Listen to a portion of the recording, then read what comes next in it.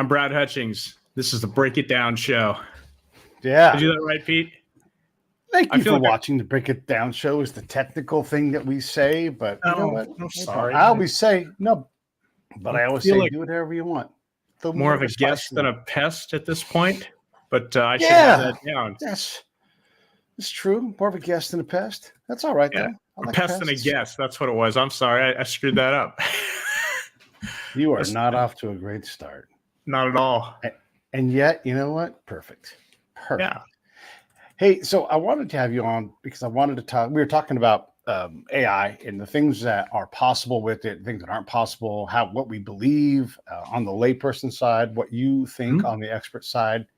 And I know you don't like being called an expert, but look, from my point of view, you are an expert. And the people who are going to shape and change this thing are people like you who understand how these machines work and can explain to someone like me who's got a business, like, when do I need to use this thing and what's the best application of it? And you and I've had a lot of these conversations and we're still trying to like sort out and this three-dimensional, all of a sudden you realize we're like that as well, right? And so I think it's helpful for people to hear maybe some use cases and what we think it is right now and what does AI look like? Yeah, so I would say I'm a reluctant expert. I have been searching for what the right application is, the right way to use these systems is for quite a while. I engage with a lot of people, some adversarially, some just trying to figure out what their view on this is, and how applicable it is to things. I understand the technical aspects at a very, very low level. I've actually implemented some AI systems that you can use on your own computer. Pete, you've seen them, and I need to get those on your computer that you're looking at right now. I have one that's on my computer with the, right behind the camera there, and we'll look at that a little later in the day. But yeah, this is the big question of the day. Everybody knows about OpenAI. Lots of people pay money for accounts. There are lots of questions about what the right applications are for it. Short answer is creative things are good. Analytical things don't work, but it'll still tell you it does, right? So, so we got to navigate that. And there's a couple of questions I have. I want to jump in because one of the things engineers seem to think they can do is eliminate someone's job, right? And it seems to result in more spam. Like I get more nonsensical emails. I'm like, who are you talking to? Right. And so there's that. And then the other thing is engineers never seem to turn themselves into an obsolete person in these things. Like, oh, well, marketing is going to be a click like this. You're just going to describe something. Yeah. We're just going to do it with a machine now. It's funny. These systems are not intelligent. They can spit out sentences that make sense. They can spit out paragraphs that kind of make sense. And they can spit out even essays that kind of make sense. Plausible, right? But they get things like facts incorrect. They get things like details incorrect. They get names wrong. They associate the wrong things. We call that hallucination, thinking, oh, it's making a mistake. Well, actually, it's not making a mistake. It's doing what it's designed to do, which is spit out random sequences of likely words in response to your questions or in response to your cues. Okay, let's get back to, is it going to take your job?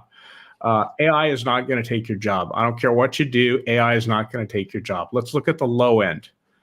McDonald's tried this with the help of IBM to replace the kids at the drive-thru, who taught you very imperfectly, always screw up your order. I mean, McDonald's is kind of good at it too. We're not talking Jack in the Box where they have the stoners in the drive-thru, trying to take your order. No, we're talking McDonald's. They do a pretty good job. They're not ChickfilA. They're not In-N-Out Burger with their drive-thru experience, but they're kind of good. And so IBM came along a couple of years ago with its Watson system and said, hey, McDonald's, we can make these automated. We can have this beautiful, booming male voice that greets the customers. It can be a great customer experience, the whole thing. And a month ago, McDonald's pulled the plug on it, billions of dollars invested in it. And they actually left franchisees with half systems that are half implemented, that half work. McDonald's down from where I'm staying right now, Pete. You and I were there recently, and I told you about this. They greet you with the voice, and then it hands you off to a person. It's the most jarring experience in the world. And that voice doesn't make sense. Like when I go to the drive-thru, I expect to hear a teenager who's got their first job, or maybe it's a young adult who they're not gonna be rocket scientists. Yeah. They're earning a wage. They're doing the best they can. That's what I want the same thing, right? Like I always say, like, I don't work here. I don't want to do the ordering part. Right. Where's the human, right? And what's great about Chick-fil-A and In-N-Out, where we live, is these young people learned the principles of business. Welcoming someone to the establishment, making sure their order's right, repeating it back to them. All of these things. I don't want a robot to do that. Matter of fact, maybe Watson will figure it out. Maybe Watson won't figure it out. I won't go and consume that product because I don't want that experience. I don't want to. I don't work for you. Don't make me work for you.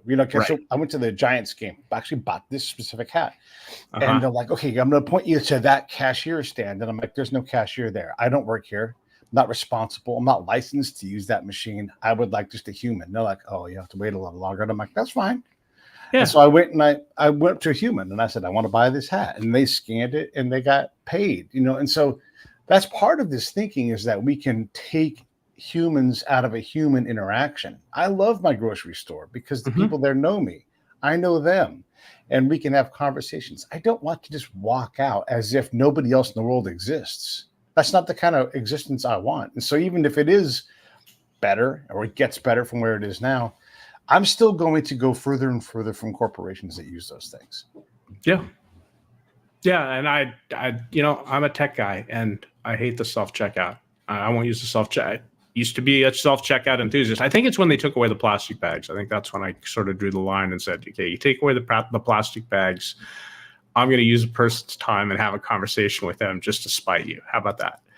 Yeah. But, back on the drive-through thing, booming voice, like this booming professional voice. And then, how would you like to order with the app today or whatever else? And I'd hear it and I just think, all right, I'm going to have to mess with you. So I'm just going to be silent and see what you do. Would you like to order with the app, or do you? No. And then it doesn't really know what to do. And, why do you approach me so conversationally? And then I try to have a conversation with you and you don't want to have the conversation. That's what's so fake about it. Let's talk Chat GPT a minute. One of the interesting things that came out about Chat GPT last month is they gave researchers 1 million random sessions from users. So if you think your conversations are private with Chat GPT, oh no, they're not. No, they're not. The researchers got it, and the researchers told us something really weird, which is that 18% of Chat GPT sessions they're sections. That's what they are. It's sex chat. 18%. It's the second most popular use of Chat GPT. And of course, when you post this news and you see everybody react, everybody's horrified that 18% of the world, or 18% of sessions, are sex chats. And then there's people like me that are horrified that they know that. Clear browser history. Yeah, but that doesn't help, right? Because your chat history is not in your browser. Yeah, it's on a server. Well, this brings me to a question then, because when we're working on our day-to-day marketing or whatever it is, I'm a spy. I think about threat. You are now exposing your IP, a customer's IP, all of that stuff to anybody. All of it. When you put it online into the cloud, all of it. And there used to be an understanding, like with Google Docs and whatever else. Hey, I put it up there and it's private. That was what they delivered to you. They delivered access from any device that you had in one place, being able to share with people. But privacy was the primary concern. You went there because it was private. And now with AI stuff, we flipped it so you go and interact, and who knows what you're interacting with? Who knows who's going to look at it? Who knows if the researcher might say, "Hey, Pete's got a great business idea, and he's obviously not very good at expressing it to Chat GPT, but I know how to express it better, and I'm going to go take his idea and compete with the Break It Down show." Right? Sure. Why not? Yeah. Why not? Or just you've written your screenplay. Yeah. And it's in there, and someone's like, "Well, no, that's my screenplay. I've got a copy of that. I wrote it." Yeah. Or they just leak it. Well, or leak it. But now you have to go to court to defend it. And even if you win, you've lost, And so these things matter. So when you're talking about what you build with your private, I guess, LLM, your private GPT. Large language model. they call it. Yeah. So am I able to train this thing, customize, like let's say I'm in the business of, I don't know, putting out press releases, right? Yeah. And I've become pretty good at prompts, so I can do a quarter of the work faster now because I have Right. this thing. Are you saying that, hey, you should probably have this thing on your computer, and then could I customize, maybe even get a higher, and I'm just making these percentages up. I don't know stuff, Brad, but could I get to 30 or 40% if I was able to train it specifically on 10,000 different, press releases? So let me give you a kind of an overview of how powerful these things are, which is a small model. We'll call it a small LLM, like I can run on my laptop. But just to throw numbers for people who like the numbers, let's say it has 7, 8, 9 billion parameters. That's kind of the area I'm talking about here. Does very well with English language tasks, creating things. It has good command of the English language. It can do nice sentences for you. It can do nice paragraphs. You, of course, have been on my fledgling AIO show and read a story. That came up with a story. That's pretty good. Right. ChatGPT is on the order of, let's call it, you know what, I'm totally making this number up, but let's just call it 150 billion parameters. It's probably like 450 billion. It's like a lot. It's a lot more. It's trained on a lot more data with a lot more, with a lot more like microphones mic'd up at the data. That's what the parameters are, if you think of it that way. Many, many more. And really, the real feel of it is that it might feel like it has some more niche knowledge, and real nichey stuff, and it sounds a little more loquacious. So, LLM running on my computer is something I would use for everyday marketing conversation, stories for kids. Just to come up with a story or a joke or something that I might share with you on a podcast, which I didn't do this time. That sort of thing. Goodness. If I go to ChatGPT, I get that maybe freshman English high school essayist who did too much, and when you read her essay, you're just annoyed at her because she like raised the bar in the wrong way for everybody in the class. Like, you got all the facts, you presented it nicely, you have a nice cogent argument, it's a tight essay, and then somebody comes along with all these fancy words and whatever, and you're like, great, that's what you want, really? That's what gets the A+ here? That's silly. That's how it feels, like, comparatively. You have tremendous amount of power in these small 7, 8 billion parameter models. Okay. And a tremendous amount of, general knowledge. We have a common friend. He's not doing too great right now, but he encouraged me earlier this summer to learn how HVAC worked, so that we didn't get money sucked from us from the HVAC repair people. Right. And the way I approached it is, of course, I went and did some Googling and stuff, and I found all the, you find an article here and you find an article there, and they're all kind of written. Well, they're written by HVAC people. Okay. So I asked my LLM, tell me a story. You're going to love this, about Eeyore and Paul Bunyan repairing an HVAC system. It gets all four components right. It gets the flow of the coolant correct. It gets it mentions the state of the coolant, when it's gas state, when it's liquid state, and how it travels. It mentions what things need to be insulated, what don't. It mentions what can break and what to watch out for. It mentions it mentioned a common problem that we ran into, which is the evaporator coil freezing over, and why that happens. And this was the Meta Llama 8B. So this is from Facebook people, and it's their open source model that you can go download from Hugging Face and run on your computer. I package it so it's easy to run, but that was able to make that story so that I could understand really easily what was going on. Yeah, that's interesting. So you're taking something, it's almost like a YouTube video process of trying to fix something, but you're just going to an AI instead. And getting an answer. And you're just using that example. You can use something that doesn't work on YouTube, like whatever it's going to be. Right.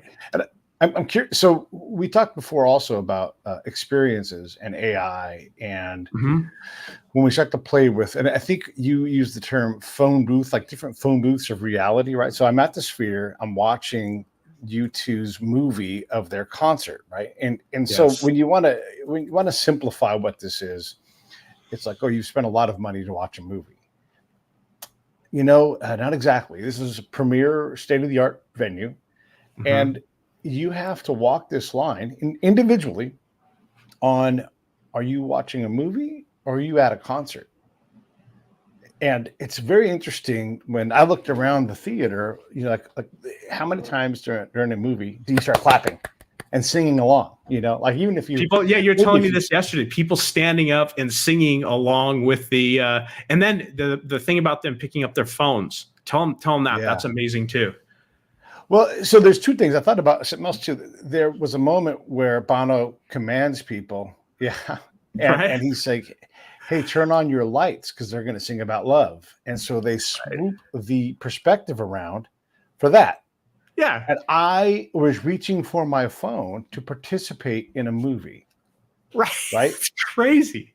And I know I wasn't the only person to do this because there's thousands of people in this theater at this time, right? And so this is the reality that I'm sharing with the movie. I'm interacting with this Right. movie as if it's real. And I realized something else as I thought about this, and I wrote to some friends about this. Someone next to me was singing, and I was like, "Is that person singing, or is that the Sphere telling me that someone's singing Yeah, next because to me?" you got little tweeters right up next to your ears in the seat, right? Yeah, there's Like, there's yeah. there's 160,000 speakers in this place, right? So there's speakers everywhere, and they can be very detailed. And so I look, and no shit, that person is singing, and I'm like, okay, I heard that, but that's not the only female voice I hear singing around me. And so it's not just so I have blended. I can't tell what's real anymore. And the other thing about the phones is, so I was at the concerts, the live concerts, and of course there's people up there with their phones above their head, and they're recording almost the whole thing, and oftentimes Right. for minutes and minutes at hand, at a short session. So you have to picture this is going on all around you, and maybe I wouldn't say half the crowd, but a good portion of the crowd is doing that. When they show the crowd in the movie, you can see them, and they're sort of there, but they're not there. I mean, they draw your attention every now and then because you're looking at everything. Like it's such a Right. smorgasbord of input. But I noticed that they had made virtual phones, and that they would blink on and blink off, almost like Christmas lights. Another part of the crowd, they would turn on and off. So it represented what had actually happened, but it wasn't what you were seeing. You weren't seeing an actual phone recording the band. You were seeing the representation of that. And so then I had to think, are those people even there? Are Right. those actual? And so you start to wonder what's real and what's not real, like what's been invented by an AI. It's like put a crowd in this thing, with people wearing dark clothes or whatever it is. And it gives you a version of it that is not quite real, but real enough if you're not paying attention. Oh, and whether it's AI or not, whether it's just filmography, standard filmography and standard sound stuff, Sure. what's Sure. invented or not, and what you're participating in there, Pete, is, and this is the magic of it, is the illusion that all these media together in that space can bring you, and you're Mm, appreciating that illusion. And yeah. the reason I go over to illusionists is, this is how I'm starting to see AI, or at least Okay. the AI that we have today, and that Yeah. is, I can explain to you, I can demonstrate for you at the low level how these machines work, how it predicts one word at a time and creates an Mm, answer out of it. And then I can okay. tell you, I can promise you that anything that anyone tells you that AI can do, whether it's write, a program for you that displays 5 temperature gauges on your phone, or whether it purports to summarize your documents, or Right. whether it can take 1,000 pages of medical information and tell you what's wrong with the patient. By the way, it can't. And Yeah. Yeah. summarizing your documents doesn't work very well. It certainly doesn't work well as people talk about, or people talk about chatting with their documents. This is a big business application. That is absolute snake oil. But what I can do is I can ask the developer of those things, okay, hey, what's the illusion you're trying to present here? Because at the base level, it all works like this. So what are you building on top of that to sort of present that it's doing something else? By the way, chat itself, where I talk and then the computer talks to me, actually, it's an illusion. That one I will demonstrate for you when we get to the demo point. That's a really interesting, an interesting demo. But everything is an illusion. And if we're, when you talk about illusionists, magicians, and whatever, we can go in and we can enjoy a show without, believing that it's happening outside of physics or outside the laws of the world, that there's sleight of hand, and we can appreciate that sleight of hand, even though we're like being lied to, right? Yeah. We can appreciate the craft. We can appreciate the art. I think that's what you're seeing when you're starting to become aware of that in the sphere with this U2 thing. That's what you're seeing. You're starting to appreciate the illusion. And what I'm saying with AI is we should appreciate the illusion where it is. That's how, and we should try to understand what that illusion is, because that protects us from when these illusions are weaponized against us. Okay. For applications that don't work or applications that are very expensive. You said, hey, could I train it on all my documents and then get good answers from it? The answer is it would be very, very expensive, and your training wouldn't actually be that great. You might train it, your results, if you had your chats or your search results before when it knew nothing about your documents and it just is kind of an English processor, you'd be surprised how good it is at giving you an answer on documents it doesn't know anything about. And then you train it on your documents and you run those same questions, and you'd be surprised how little difference there is in the answers. That it's what it's good at is it's good at English. And there's, a lot of, you probably know a lot of people like that who are good at English. They're good speakers. You could give them any topic that there's no possible way they could know anything about. They latch on to one or two little things, one or two little details that maybe you'd said 5 or 10 minutes ago, and suddenly they're an expert. Which, of course, getting back to my introduction, why I'm a reluctant expert. There's a lot of people with, who are AI experts right now who couldn't even tell you how it worked. Yeah. So so the expertise thing, this industry is changing fast, and when I think about AI, you start to we're just using different words for the same thing. My blender is an artificially intelligent thing. If I tell it to make soup, it makes the liquid hot. If I tell it to crush ice, it crushes ice. It's not smart, right? It's running a program. And so this sort of a same thing. Do you have like an electronic blender with like display and stuff, or you still got the old school? It's a Vitamix. You just twist the knob. Oh, okay. Whatever, All right. Yeah. And this is not a complex machine. It's a motor. Mechanics. Powerful motor. Yeah. But it's AI, right? Like it figures out what you want to do, and it'll run a program, whatever, right? And I'm not telling it to do that. I'm certainly not moderating it on the throttle, which is really what that thing is. So there's all kinds of AI around us. And so it gets a little bit scary at times, but other times you're like, we've been dealing with this, like I can tell my remote control or my phone, hey Siri, I did it yesterday. Hey Siri, call Brad, right? And all of a sudden it's like, which Brad do you want? A lot of Brads. And I'm like, I didn't think about that. Thanks for reminding me. So I'm trying to drive and not look at my phone, right? So there's a lot of these AIs that do things. And I guess I'm bringing this back around because, it's easy to get nervous about this stuff. And it's easy to think, oh my gosh, this is a new thing, but it's really not new. It's not. We've got a lot of things that are artificially intelligent, and they do a very simple thing. Like our cars are welded together by robots, right? So let's not be too scared of it, but let's also understand what it can do. So let's say that I am, I don't know. Let's say I'm an author of any kind, whatever it is. Maybe I'm a technical author, maybe I'm a fiction author, and I want to use this program to condense my notes and help me crunch through and analyze some of the things. Like let's say I go and I drive around town. As I'm driving from here to there, I spend an hour talking to my robot about something that I want to write. And then I just get that transcribed, and I'm like, okay, robot, start telling me of these, 10,000 words that I've said, give me a synopsis. That seems like that's pretty easy. It will certainly give you a synopsis. Will it give you a good synopsis? The more you have in there, the worse the summary is going to be. And it's just because these systems don't do that.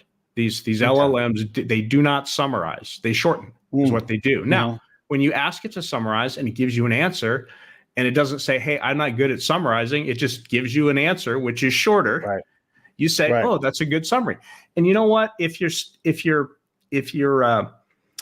content sort of is homogeneous density, meaning, you know, your facts are like every 3 sentences or whatever else, as it shortens, as it picks stuff, you know, linearly going through it, that's probably going to be a good summary.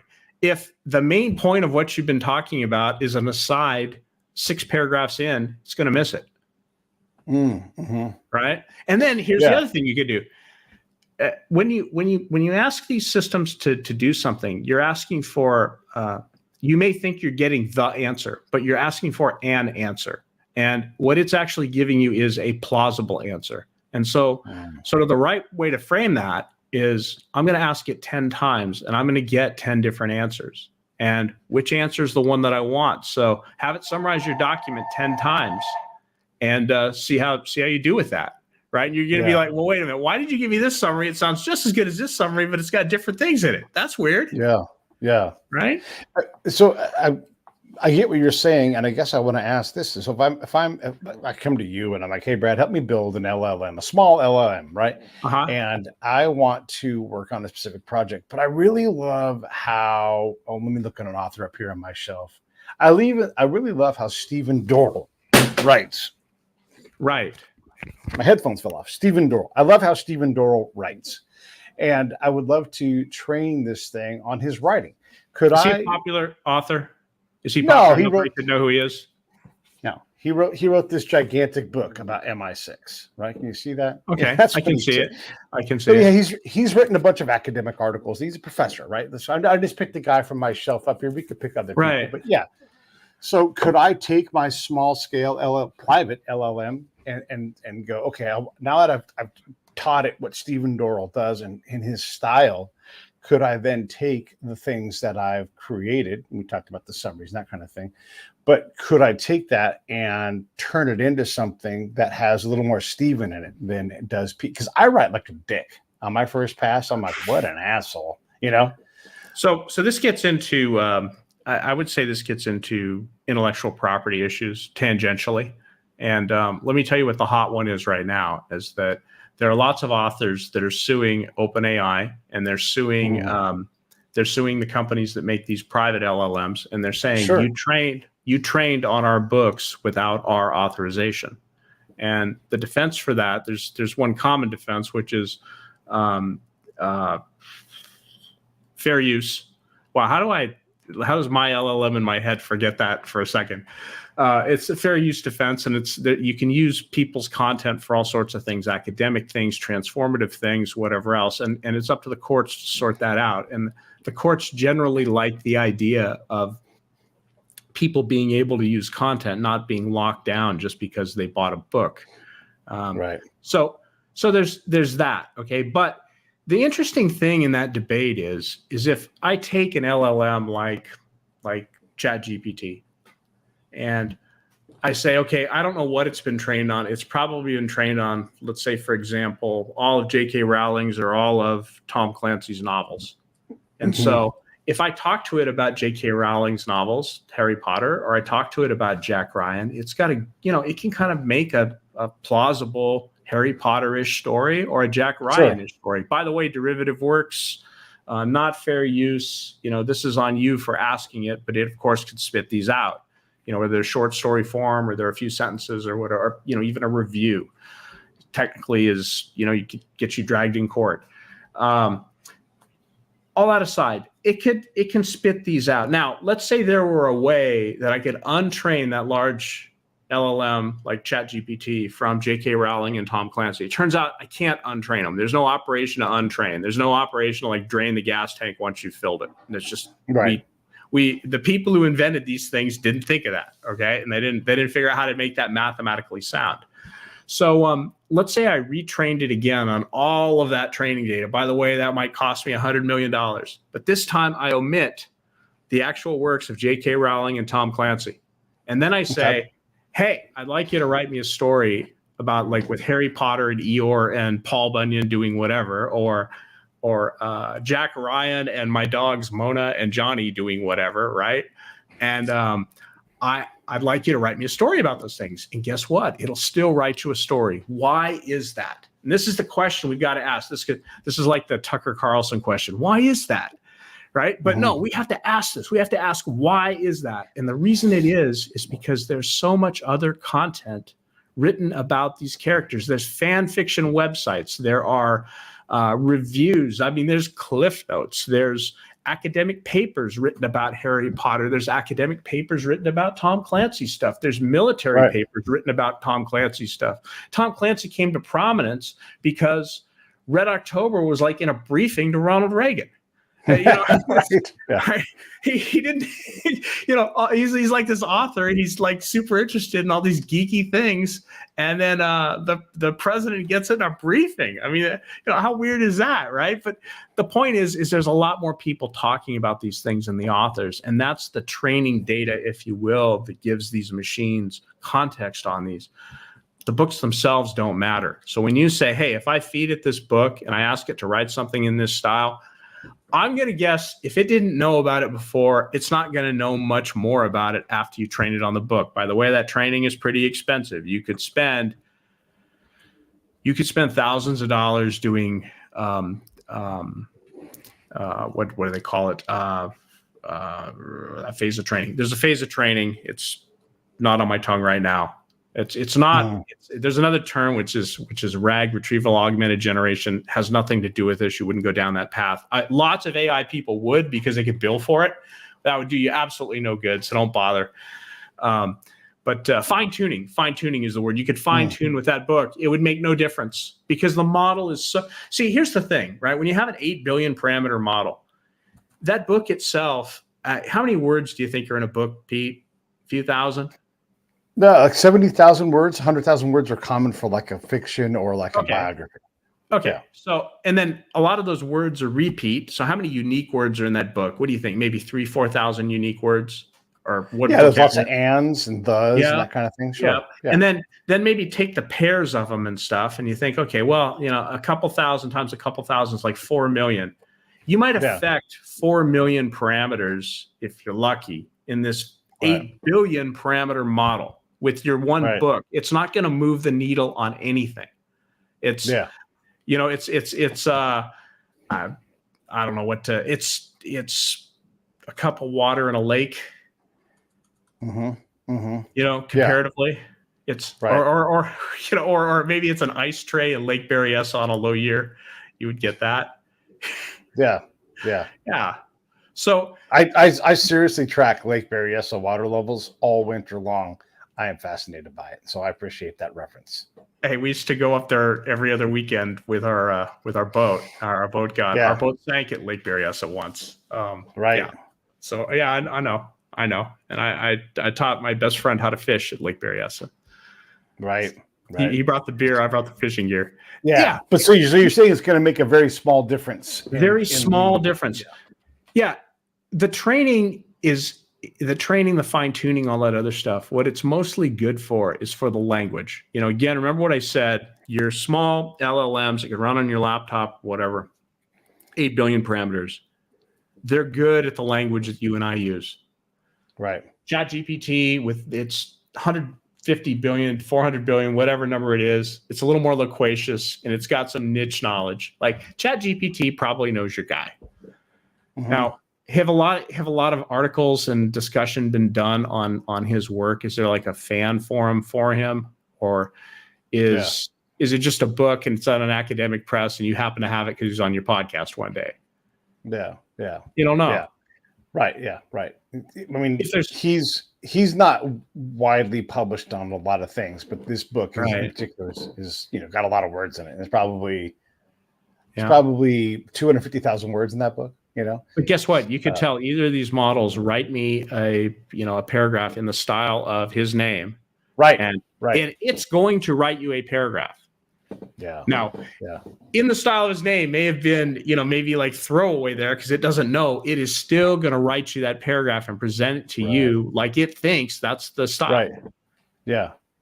So when we're talking about things and you're in the marketplace and people are Hmm. approaching you saying, here's the thing that we want this thing to do. And I imagine they're pretty far down the road on Hmm. what the future looks like based Hmm. upon their, like, this is what this thing's going to do. And you're going to have to walk them back to reality land. We've had this conversation quite a lot. Like Absolutely. we're going It's to not. be able to, yeah, Yeah, right. it's not comfortable. Like, you got a good friend who tells you, "Hey, I'm going to evaluate all these business records and determine what happened. Who cheated me in my business." And I got to tell them, "Yeah, that doesn't work. We don't have that right now. What you need is a business forensic analyst. That's a person, and you're going to pay Right. them. You're going to pay them, higher rates than you're paying your best lawyer because they're very, very specialized, and the Right. value that they're looking at to protect for you is very high. You're not going to get this out of, call it 20 cents, out of your of queries on Chat GPT. That is just not Yeah. going to happen. Let's go back to Right. the is it going to take your job thing, because I didn't completely answer that. And I Okay. think I could tell you with 100%, no no quivering, no wavering or whatever else. AI will not take your job. I don't care what you do right now. AI will not take your job. However, Yeah. Yeah.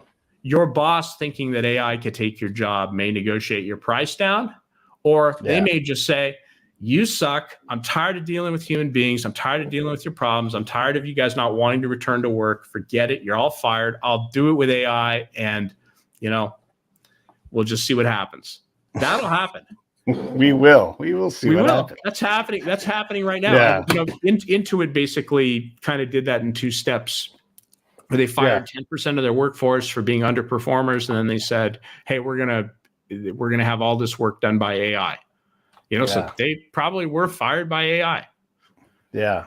Not gonna It's work out for them. one of the things I have, because I know a lot of people who do a lot of different professional things. One of them was it won't replace me, but it will force me to do more work.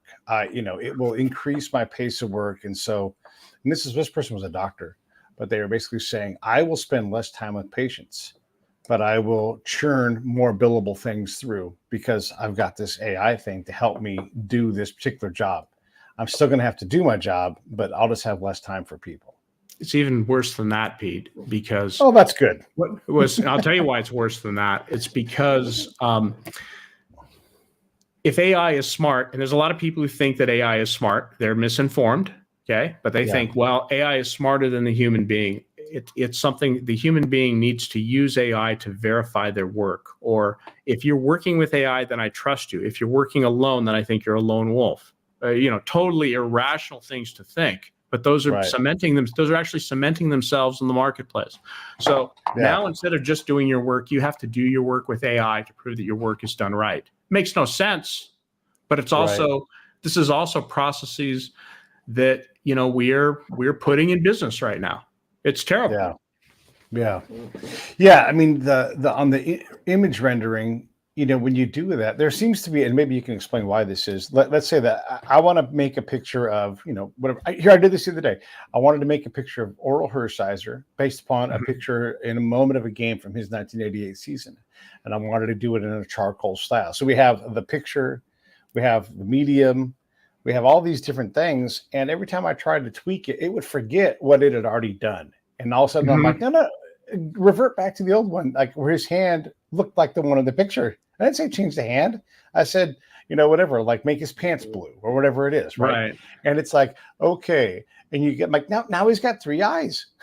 Like, how did you change the Well, eyes? Don't I mean, change. first Yeah, and foremost, if you start with a short prompt and you're like Oral Hershiser in this particular game, and yeah, remember I said before, ask it 10 times, you're going to get 10 different answers. right, So right. this is Yeah, your base picture. So now you need to kind of chain these together of, yes, use this particular picture. You need a prompt to get that particular picture. Now I'd like it in a charcoal style. All right, let's do that. Now I got it in a charcoal style, and charcoal, you can do all sorts of different directions. You can do up and down. You can do diagonally. You can do swirly in a charcoal style. So maybe I have to specify that to get exactly the one that I want. And then even when I yeah, specify it to get the one that I want, it still gives me 10 options. I've got to tell it which of the 10 right, options I want to do the next piece. right. Yeah, Right. So your prompt gets longer and longer and longer. So to Yeah. use that effectively, you've got to be a prompt jockey, they call them, to be able to use that effectively and drill down to what you want. I think it's cute if But you do can you do get that. what you want? Do you get what you No, want, or do you you compromise on what you want? if you're effective with it, you compromise. You know what otherwise you're going to sit there for hours and hours, and you're going to, if you're paying by the image generation, which you are if you're using the API, you're going to rack up bills. Yeah. And they're happy with that. Yeah. Well, and so I'd paid for a AI editing thing to edit clips for me and summarize these clips. And How'd that I'll work be out? damned, it does all that stuff, but it all sucks. And they're like, hey, Pete, let me check this out, Pete. We have picked the perfect clip, and this thing is going to go bananas. And I'm like, all right, robot, let's see how you do. And the clip is garbage. Right. It's like nonsensical. They took clips and they jumped them all together. So it's like jump cutting and everything. You And haven't been doing that lately.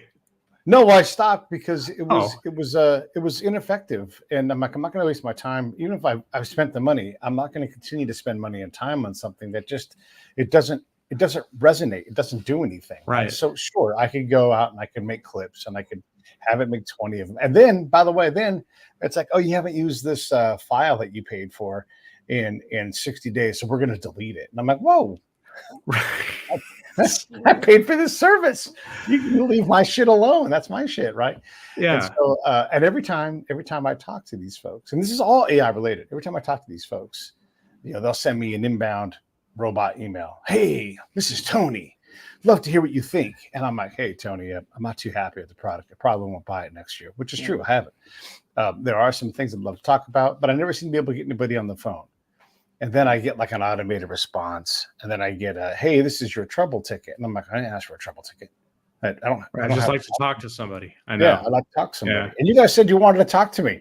And so, I'm glad to do it. And then they'll come back a week later when their trouble ticket fails. And I'm like, bling, talk to Pete. And it's like, hey, this trouble ticket, should we shut this thing down? And I'm like, I don't care what the fuck you do with it, because you guys can't just grab a phone and set up a call so I can explain to you why I'm not mad. But there's no way I'm spending money again on this product that I end up doing the work anyhow. So I may as well just learn to enjoy that process and find what I think is a great clip and write my own text. And so, sure, do they save me some time? Yeah, but they didn't give me a product that's worth my time. Yeah. It makes tremendous sense. I think a lot of what's going on in the AI space right now is akin to cargo cults. You familiar with this? No. So cargo cults, think of a a primitive tribe in South America. That's where these were happening, by the way. By the way, Dan, I take your vote, and I'm gonna hit you offline with the answers to your detailed questions. No, he's gonna vote for me for president. That's what he's saying. But I'm vice president, or he's vice president. I don't know which one it is. I'll give you a job in the cabinet. Yeah, all right, it's fine. I'll be the AI czar. It's good. Cargo cults. So we've got these primitive tribes, and like the people, like we advanced civilization come in our airplanes and we drop crates, cargo, or we land and we deliver cargo, and it's got all sorts of cool stuff. It's got packaged rice. It's got like processed coffee, whatever they want. Maybe it's got a radio or something, and then the funding runs out and we leave them, and they're like, hey, we want the cargo to come back. That was fun. So what they do is they make their best representations of these airplanes, like with wood and whatever they can gather. They like build little model airplanes on the makeshift runways, and they think if we build these, then the cargo will come back. If the cargo doesn't. So a lot of times what's going on with AI, let's see if I complete this analogy right, is these engineers will build something, and you're supposed to think, oh, that's cool because you built that, not because it actually works, right? Like we got all this stuff. Oh yeah, I got you a transcript. Look, I pieced together this video. Well, it's garbage. Well, that doesn't matter. Oh, look, I've got a ticket system. You can talk to us and give us feedback and everything else. If you use our ticket system, we can look at your account and everything. You're too confused to do it. You don't do it, and then they don't sit and wonder, hey, did we do something wrong? No, they'll just keep building this these airplanes. these fake Yeah. airplanes, hoping you'll come back and be a good customer with your cargo. Give them money. Yeah, no, you won't. Yeah. Get an answer to a question out of Twitter if they're stuck on something. I'm saying Twitter. You guys don't know X, whatever. Yeah. If you've got a problem with your account, good luck. You know, they don't have the ability to fix those Yeah, things. They'll send you to a bunch of articles. Like, did this article help you? No. Yeah. That's why I'm trying to call somebody. Look, Leon fired all the people, right? Leon, isn't that what Trump calls him now? Leon. Yeah. But okay. I mean, and that works for him, and that works for the Twitter audience for the most part. Sure. I mean, I see where you get frustrated with it because you're trying to engage with it. I know if you were a bigger media account, you were a bigger media personality, they would probably bend over backwards a little bit, or maybe Elon would tweet at you and say, "Hey, I give you somebody for 20 minutes." Like you did with Don Lemon, right? I'll give you somebody for 20 minutes to get you set up, and then Don's upset because he doesn't have a hit show on Twitter like he was promised. Right? Well, okay, no, you don't have that because he's not doing that. But it does suck when you're trying to use these products and nobody wants to talk to you. And it's not that you're like some poor person who needs a lot of, you're high cost, who needs a lot of support. You're somebody who can bring a lot of value to their platform, and they don't care because they think everybody who can bring value to their platform will go through their little rope line and do things their way. So let me ask you. So again, let's bring this back to the AI thing. So Twitter wants me to advertise, with them. They ask me all the time, right? And they even have someone call me. And look, I don't mind that, and I want Twitter to work well. And that I've told them there's an account of someone I know. They're stuck. They can't get their subscriptions, so their business is stalled because your business isn't a good business for doing business with. Mm-hmm. I love to throw the same word into the same thought. And so I'm like, I won't move an inch until you guys fix that. TikTok, they can't fix it. And then, they still come back like, hey, because they get reminded, talk to Pete, and they talk to me. And I'm like, again, this guy's account is still stuck. Well, he probably did something wrong. No, you guys did something wrong. He's stuck. Have someone unclick that radio button or whatever it is and move forward. And so, and I'm using X, and I'm being hard on X. They can take it. But whether it's Google or Facebook or any company that wants to get further away from me, the business owner, I'm just not that worried about. I'm not going to spend my time desperately trying to build a following on Instagram when Instagram refuses to do anything to help me. So, right. And then, and it's competition for our attention and money. And so AI, I think, makes it even harder because now I'm even less inclined to go to, like, we're pushing this out on Instagram, right? If I publish 100 shows on Instagram, is that going to make a far difference is that going to be a tray of ice on Berryessa in the summertime? No. Right. And so I'm not going to spend my time doing that. I'm going to spend time where there's actual opportunity, right? And so it doesn't matter how much AI you bring to the table, it's not valuable. And Pete, you know that I am one of your biggest fans of this show and have been for a while. Even though I lost like 40 pounds, I'm still pretty big. I'm not as big as, say, Dan White. That guy's a big fan. Right. But, I'm still one of your biggest fans. I appreciate the content you do. I'm always trying to help you, find a way to do it and whatever else, because I believe your content is way, way more engaging, way more interesting, even for things I don't care about, than most of the stuff that makes its way through the filters on Instagram. The stuff that gets through there, those creators who like go through the ropes and do it, the Instagram way and manage to get it up and manage to get it working and manage to get paid. Something about it, it's not good content. And their funnel is fucked up, right? Because you see what does make it, and you're like, that made it? Okay. Yeah, that's weird. Yeah. Should we do a demo? Sure. Yeah. If you wanted to, let's set it up first. Yeah, I am set up. So I need to share a screen, present. You need to set up what the demo is going to be, so we all know what we're going to see. I see, like like an audio thing. I think what I'd just like to show you very simply is this. You think of AI as chat. I, as a practitioner, think of it as completion, and I want to just show you that. And then I think I'd like to maybe we could explore trying to write a book real quick. Okay. So you have the ability to share, right? So I do. You need permission for that. Good. So I'm going to hit share screen, and then it's going to ask me which screen, and I'm going to do window, and I'm going to do this window. Smart. Right. All right. Yeah, I have a whole tirade on this as well, which is sharing windows and stuff.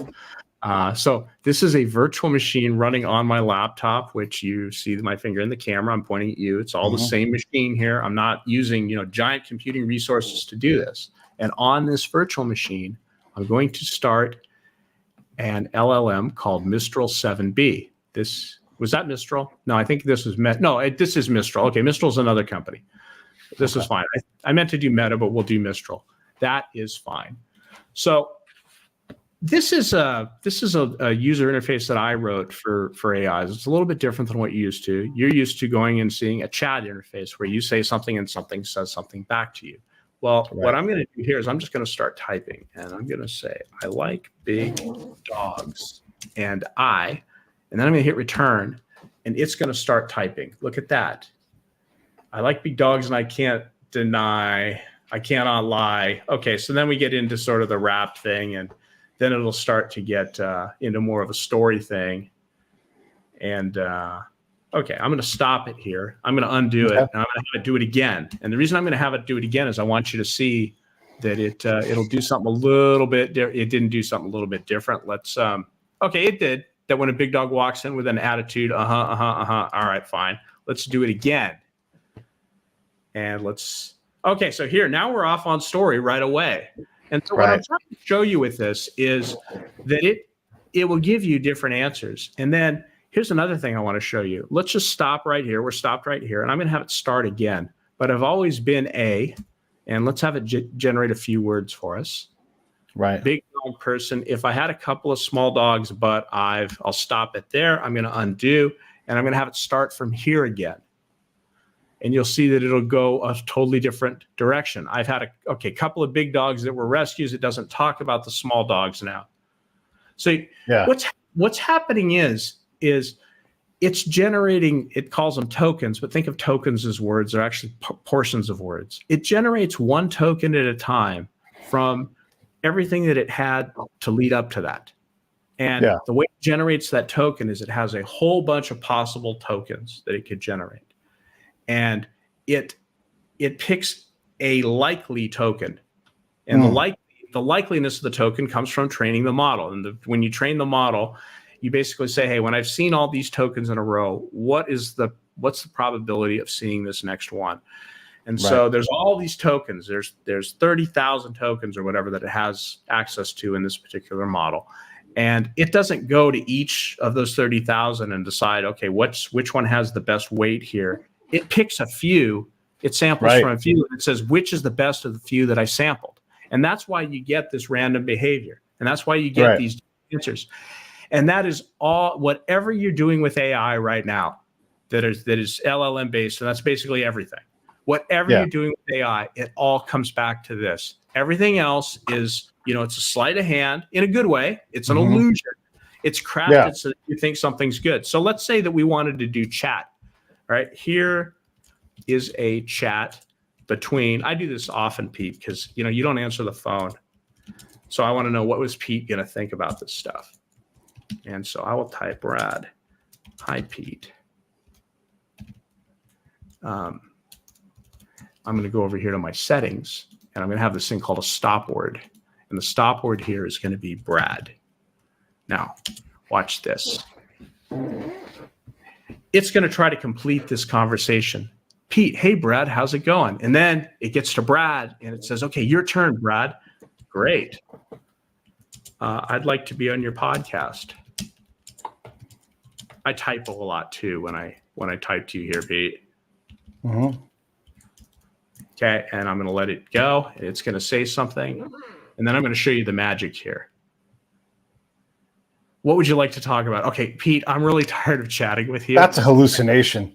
But I need to figure out where this conversation is going. So I'm going to turn off the stop word, and I'm going to just let it go. And it's going to fill in my part now too, along with your part. And we'll find out what we're going to talk about. Oh, importance of mental health in the workplace. Dude, we could talk about that several That's episodes. A great topic. This is something that's often overlooked, right? Yeah. And then it says, I struggle with mental health issues in the past because, I drink a lot of milk. And so then it goes on and on. Absolutely. Yeah, absolutely. I think it's important. So it's a bunch of platitudinal, banal kind of conversation, right? But it is a conversation. And what And it's so, doing, yeah, what the LLM is doing, what it wants to do is it wants to complete the thought.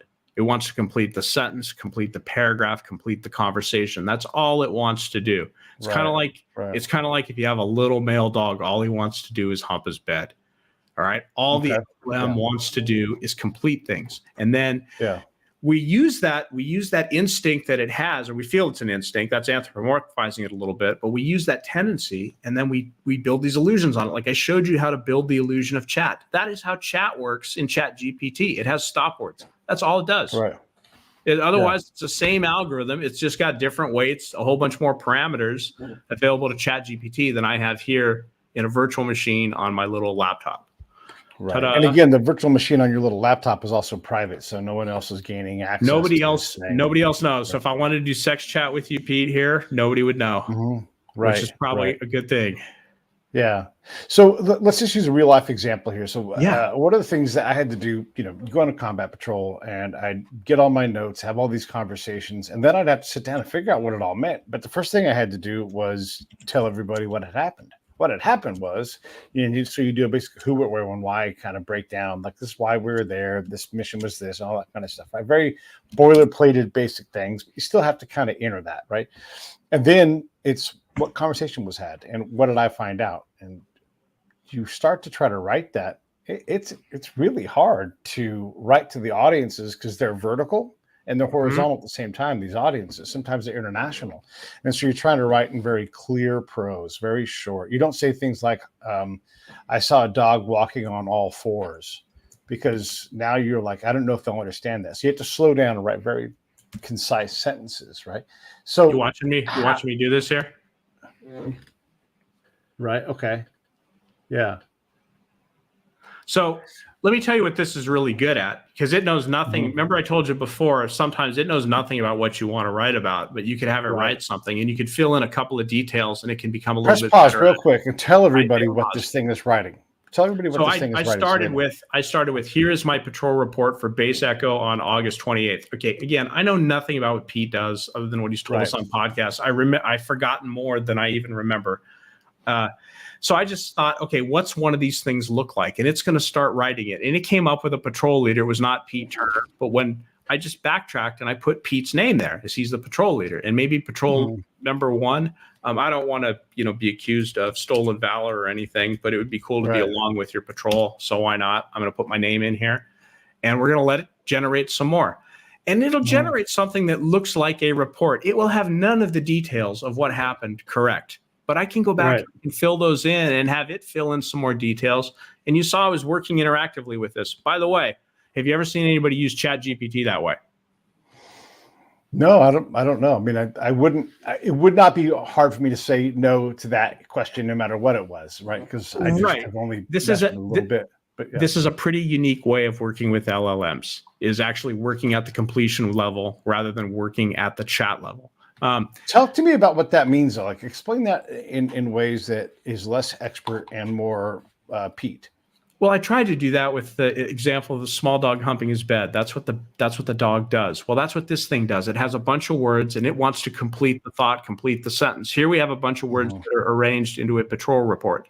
And then it has some details along the way, like patrol leader Pete Turner. I keep wanting to call you Pete Townsend for some reason. And then patrol member number one, Brad Hutchings. And then, okay, we'll fill in some real names here and we'll let it keep going. But when I restart it from some point, it's going to try to generate, what it thinks is going to go into this report from that point. And I can add some details as we go. I just back up and fix a detail. Here's what this thing does really well, because this obviously wasn't there. It wasn't taking your notes. Remember you said, hey, can I put 2 days worth of my notes in this thing and get a summary and a report? And I would tell you, put none of your notes. Just have it generate a report for some activity.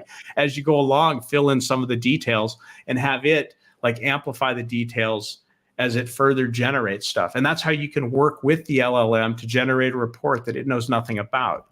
Isn't that weird? I mean, but isn't that cool too? Yeah. And I don't know how useful in this case, but I think if you can find a case where it makes sense for you, Yeah. So I'm working with I'm working with a customer now who's doing proposals to their Indian tribe, Native American tribe entities. and he's using this to write proposals to them, because a proposal is a really, really difficult thing to write for his business. And so what we've been working on is just, okay, what's the way that I can do this and start with nothing and end up with a good proposal? And we might write a paragraph here, we might outline the proposal, or we might just let it, start writing, and then we stop it and redirect it as we need to and fill in some details. And that's working pretty well. So we have this case of creating a patrol report, and obviously it's not there. I'm going to have to do the work of explaining what happened and everything else. You're definitely going to do the work. You're going to do some work here for sure. Right. But what is a potential use case that we're not thinking of? Like, what's something where you're like, if I had a dream client and they showed up, they're like, oh, I actually know how to help you. What is that? What business is that going to be, and what do they do? And Pete, this is it. This is the funny thing. This is what I'm trying to help you with. Is I'm trying to help you say, you know what, this for me as a computer programmer, if you will. Right. What this is like for me is sample code. Sample code, there's all sorts of technologies that come along every year. And then you as a developer, you're like, hey, I want to put that in my product. How do I do it? Well, you can go and you can read the API, the documentation, everything else, and it'll take you all night. You'll never remember any of it. And you sit down with a blank piece of paper and you try to make it work. Or if that company has done a good job, they've created some samples, and you can go and you can steal some sample code. You can paste it into what you're doing, and you can kind of continue from there, and suddenly you have something working really, really quickly. Well, that's the process used here. It's just your sample code here was, how do I write a report? And it has, by the way, I could start it 10 different ways on writing a report. Let me show you. I actually have a feature in this to do this. I can copy this, and then I can just start it generating a report again, and it'll do a different kind of report for me. Yeah. This one's kind of the same. But okay, so this is more fill in the blank instead of giving me names and stuff. So I'd come back and fill in the blank. He's a little more focused on flashlights and first aid kits and M16 rifles than the last one. Let me copy him here. I can come back here. I can mouse over this. Oh, I didn't paste that last report there, but I can mouse over this and see what these are. So I might generate 10 of these things and then be able to look, hey, this is what this looks like. Yeah. So, I'm working on my projects. I'm making this documentary about Felipe Alou. I'm working on telling the barge fight story. And people are always wanting, like, hey, I need a document of some kind of product, right? And there's all kinds of products in the industry that you make, but, one of them's like a pitch deck, right? And there's all these things that I have, even though I'm like, I am the pitch deck. I hate making slides because you're going to talk to me anyhow, but whatever. So, how many times have you made slides how many times have you made a slide deck, say, for, and I know you're a Canva guy, and that makes it kind of easy to do. You're not a Canva guy anymore. I'm a PowerPoint. I've never been a Canva guy. I'm a PowerPoint guy. Yeah. Okay. And really what I am is here, if I have to, honestly, this is 100% true what I do. If someone's like, hey, we need a slide for your presentation. And I'm like, I'm going to send you a blank slide. And they're going to say, well, hold on. You need to have a slide. And I'm like, I'm going to send you a slide. It will be blank. Do you want me to go through that process? Because I don't need a slide. And then they'll be like, I forgot I'm talking to Pete. I'm talking to Pete. Here's how I do it. Somebody says they need a slide, and I've done this 20 times before. I've got 20 decks. None of them are right for what they wanted. And so I go on, I make my 21st deck, and it's ready for the next guy to ask and me to discover, hey, that's not what you wanted. I'm going to make another one. So I iterate a lot on these things. Right. Well, this is my point about this whole thing, right? Where I don't do it. Like, you're going to tell me you don't like my slide anyhow, so I'm just going to send you a blank one, and you make what you want. I don't give a fuck what you put my name on it, And so I have literally submitted a blank slide and said, if you want to change something, you let me know. This is a true story. I've heard it before. We've been down the same conversation path before, where I'm like, yeah, Pete, don't you just make these up as you need to go? No, I don't. I sent him a blank slide. I'm like, Well, but this is kind of the whole thing where, like, I don't need to do this, right? I don't need to explain that. I don't need to have something on the wall. I'm not going to read them a slide. And so if I need an illustration, sure, I'll put it in there, but if I don't. But with the movie thing, I do need to create illustrations. I do need to create some text so that'll augment what I'm saying, right? Because this is a bigger, more nebulous thing because it doesn't actually exist. I didn't actually go on the patrol in this case, right? So How do you take something like this and begin to create text? Does it know who Felipe Alou is? Does it know that the three critical elements of the story? I'll have to teach it that, right? And so how much time do I spend making this thing? And would it follow a format? If I pulled up a format off the internet and said, okay, this is a pitch deck for a documentary, and we just follow that thing and build it from there, can it handle that kind of work? Well, you could do that. I think the more free form kind of thing of let's just start with, let's see what it knows and let's fill in details that it doesn't know. So I can't spell synops because I'm stupid. And I probably misspelled Felipe Alou's name, probably misspelled it there, but let's just see where it starts. I love it. Okay, so Act 1, and the movie opens. So now it's just describing. So it knows who he is, right? It's got some knowledge here. This is great. Yeah. And none of this is guaranteed to be true. It can all be complete lies. It could be the wrong teams. It could be even the wrong themes of facing racism and discrimination. Did he? I don't know his story enough. You know it a lot better. Is that important? Yeah. Maybe it is. Maybe it's not. Right. Let's just let it do this thing and let's let it see what it is. And then we can go back and we can correct this thing and we can have it carry on. We can have it developed Act 1, Act 2, Act 3. Yeah. Yeah. This becomes input for the next stage. And could I not just dump the whole book into its memory and say, I need you now to create this? We went through that. We went through that before, and it doesn't move the needle on it. That's the ice cube, the ice tray in Lake Berryessa thing. It really doesn't do that. It's good at English, and it's good. Yeah. The English it's been trained on has got these facts kind of, like intertwined. And so they become parameters in the model, and they're pretty good. I think if you read through it, you'd find 100 things that are wrong with these sentences, little details. Yeah. But it's kind of in the ballpark, Right. Yeah. And and for the record, we understand that he didn't spell Felipe right. We get it. It's not the way he spells his name. We're not worried about that here. We're just showing the capacity for this thing. And we are throwing a lot of different things at your machine to kind of reveal what this thing can do, right? And there are some things. He actually did go on after retiring from baseball to manage in the minor leagues, and so you can use that. Maybe that doesn't make the story, but it is part of what happened, and it invented that, right? So Pete, that is pretty neat. This machine, much like ChatGPT, just at a much larger scale, is an amazing bullshitter.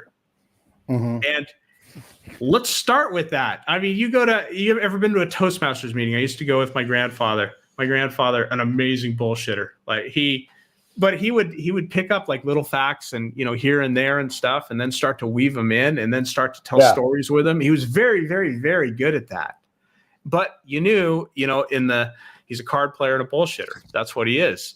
But how about compare that to somebody who won't even open their mouth and tell a story? And now you've got something sitting on your desktop that'll open its mouth and tell you a story, and you can start with it. That's pretty neat. Yeah. Well, I think we covered a lot of ground, and I've tried to re-hit some of these points, because what we want it to do, what we're desperate for it to do, is not what it does, right? And you're showing that over and over again. But if you can find a use case for a bullshitter and someone who can maybe get you started on something. Hey, I lost Brad. Hey, everybody, it's Pete. I don't know where Brad went. He's gone. We'll get Brad back in a second. If you guys want to support the show, you can always go to the Break It Down Show website, breakitdownshow.com, click on the PayPal link, and then you just go, hey, Pete, I see you're working hard. Give you $5 a month, $10 a month. That's how you support me. Brad is back. So if you want to hire a bullshitter, you want to find some use case where it gets you started and helps you with the brainstorming process, which I think it's great at doing that. Those are some great cases. What else do you like?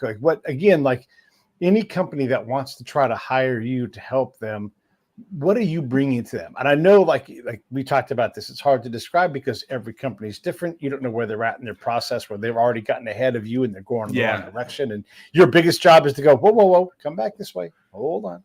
Let's start. My biggest job is to be able to say no, and for them to trust the no comes from, it's not that I'm not interested. I'd love to do this stuff. The no comes from bringing safety to you. So you don't bring unsafe things upon yourself, unsafe, expensive things. That's what I'm trying to do. I'm trying to give you a level of safety as you approach AI that you can approach it comfortably and know that you're going to do something, intellectually sound.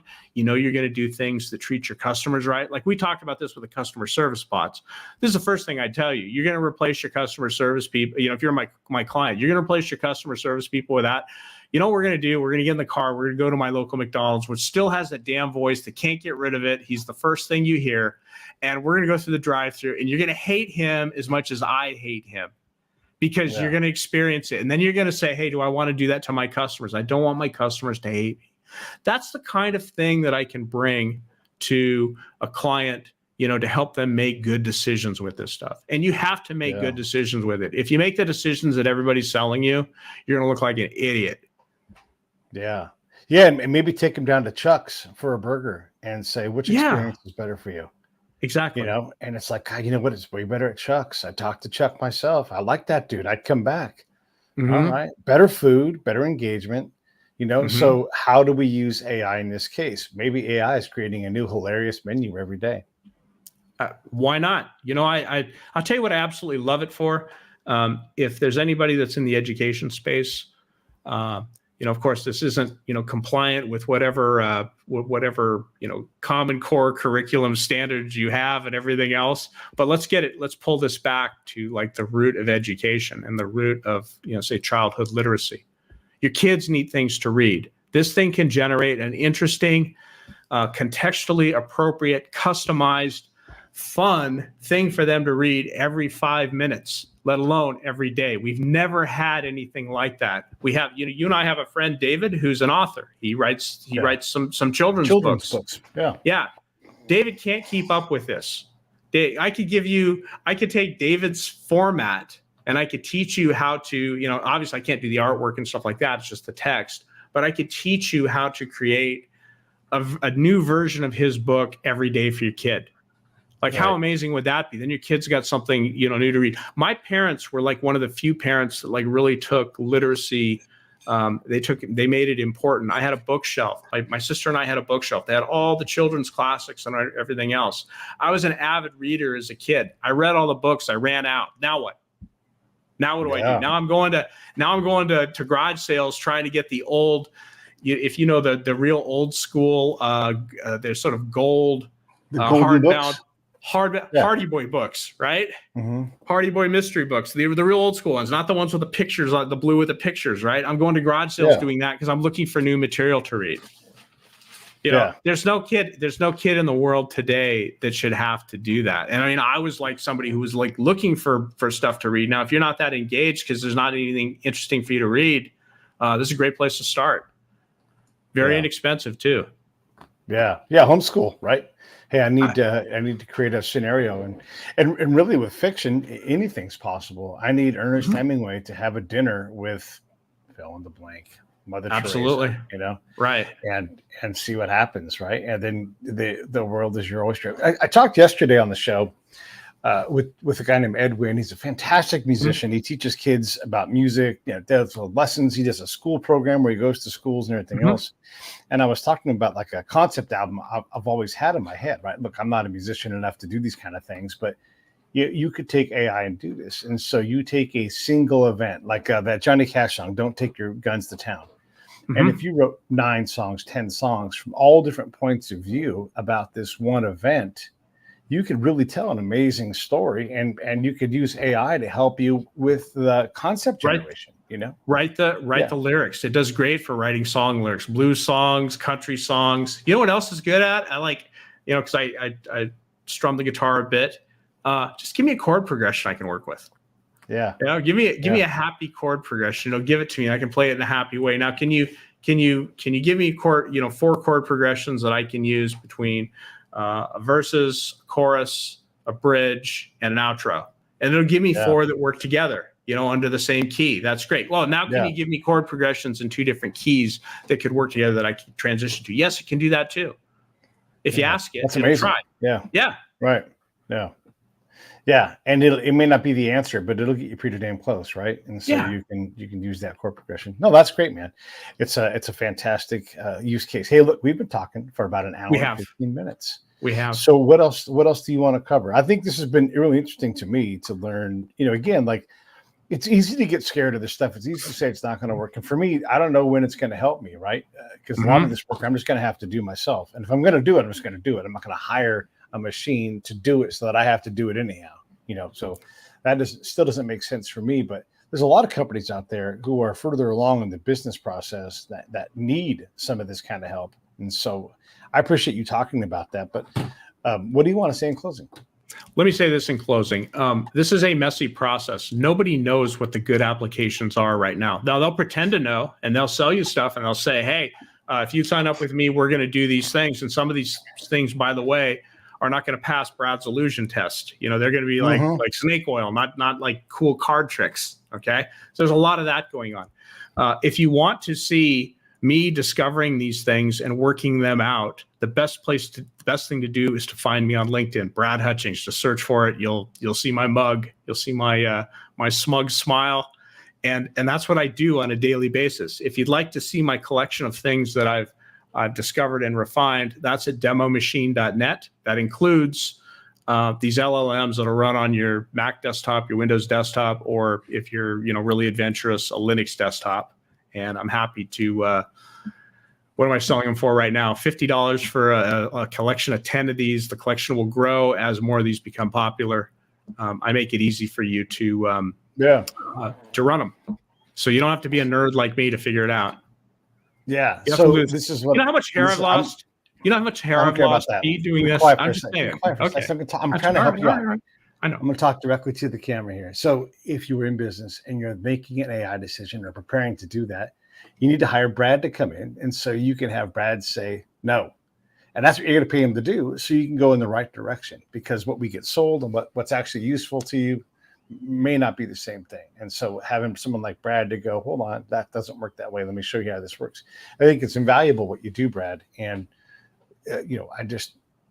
every time we talk about this stuff, I learn new stuff. I learn more about like how AI works and the illusion stuff that you're talking about. I get that because I see the illusion part of it, and there are a lot of magic tricks. It's neat, but at some point, I don't need a magician. And other points, I do. So I appreciate you letting me try to understand that. Two last Please, things. and don't talk about your hair.